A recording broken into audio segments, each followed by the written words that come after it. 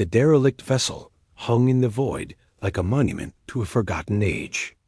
Eva pressed her gloved hand against the observation window of the survey shuttle, her breath fogging the reinforced glass as she stared at the massive ship floating before them. "That's impossible," Oliver whispered from the pilot's seat, his fingers frozen over the navigation controls. "The structural integrity readings? It's been out here for at least 3,000 years, but the hull shows minimal degradation." Eva turned to face him, her expression a mixture of wonder and disbelief. 3,000 years?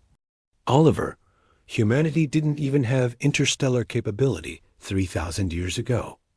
Our first colony ship launched only 800 years back. "I know what the history books say," Oliver replied, magnifying the image on his display. "But I also know what my sensors are telling me. That ship is human-made, Eva. The alloy composition, the energy signature residue, even the geometric patterns in the hull plating. It's all unmistakably our design philosophy. The survey mission had been routine until an hour ago." Eva and Oliver were part of the Galactic Council's archaeological division, tasked with cataloging ancient ruins and abandoned vessels in the outer sectors. Most days brought nothing more exciting than corroded alien probes or the skeletal remains of early space stations. But this was different. "We need to board it," Eva said, already moving toward the airlock to prepare her Eva suit. Oliver caught her arm. "Regulations say we report it first. Something this significant will be confiscated and classified before we ever get a chance to understand it." Eva interrupted, her eyes blazing with determination. "How many times have we seen the Council bury discoveries that don't fit their narrative? If there's even a chance this ship holds answers about our past, we owe it to humanity to look first." Oliver held her gaze for a long moment before nodding. They both knew the risk. The Galactic Council had made it abundantly clear that humans were the youngest spacefaring species, barely tolerated members of the interstellar community. The idea that humanity might have achieved advanced space travel millennia before official records suggested would append the carefully maintained political hierarchy. 20 minutes later, they drifted through the silent corridors of the ancient vessel. Emergency lighting flickered to life as they passed, responding to their presence after centuries of dormancy. The ship's interior was pristine, almost haunting in its preservation. "The life support is trying to activate," Oliver noted, watching his suit's atmospheric sensors. "Whatever power source this thing uses, it's still functional after all this time. Our modern reactors last maybe 2 centuries before requiring complete overhaul." Eva ran her fingers along the wall panels, studying the interface designs. "Look at this, Oliver. These control systems are more intuitive than anything we use now.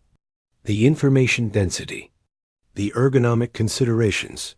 Whoever built this understood human factors engineering on a level we've lost. They found the ship's bridge after navigating through several decks. The command center was circular, with stations arranged in a pattern that suggested a crew of perhaps 15.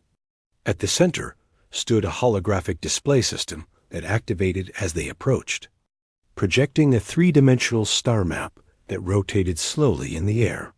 "That's the local cluster," Oliver breathed, pointing to recognizable stellar formations.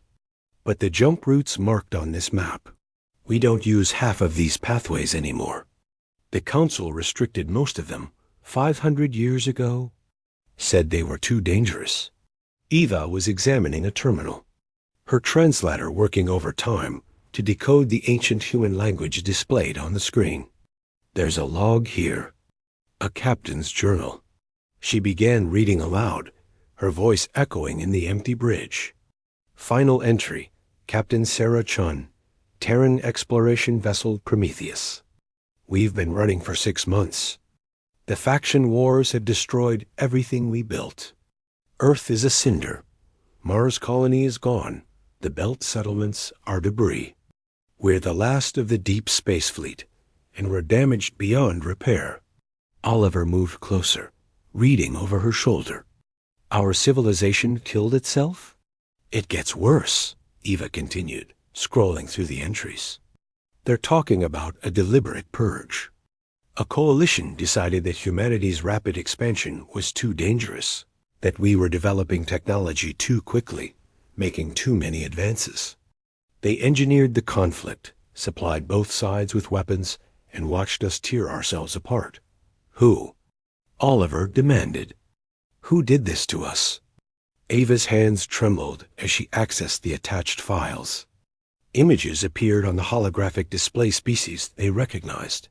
Members of the current Galactic Council, their ancestors wearing different uniforms, but the same insignia. They reset us, Eva whispered. After the war, after our civilization collapsed, they came in as saviors. They helped the survivors, but on their terms. They controlled what technology we could rediscover, what knowledge was preserved. They made us dependent, made sure we'd never remember what we were capable of. Oliver sank into the captain's chair, his mind reeling. The Prometheus. They came out here to hide, to preserve the knowledge? The ship's database, Eva said urgently, accessing the navigation computer. Oliver, it's all here. Starship construction techniques we've never seen. FTL drive designs that make our current engines look like chemical rockets. Weapons systems, terraforming technology, artificial gravity generation methods, everything humanity achieved before the fall. They spent the next 4 hours downloading everything they could to encrypted storage drives, working feverishly and in silence. The weight of what they discovered pressed down on them like a physical force. What do we do with this? Oliver finally asked as they prepared to return to their shuttle. If we release it, the Council will declare us criminals. If we don't, humanity stays subordinate forever. Eva looked back at the bridge one last time, imagining Captain Shun making her final entry, knowing her civilization was lost, but hoping someone might find the truth someday. We do what she did. We preserve it, hide copies everywhere we can, and we start teaching. Slowly, carefully, to people we trust. We help humanity remember what we were, what we can be again. It could take generations, Oliver said. Eva smiled grimly. Then we'd better get started. As their shuttle pulled away from the ancient vessel, neither of them noticed the small signal that pulsed from their navigation computer toward the nearest Council monitoring station. Some secrets, it seemed, were never meant to stay buried forever.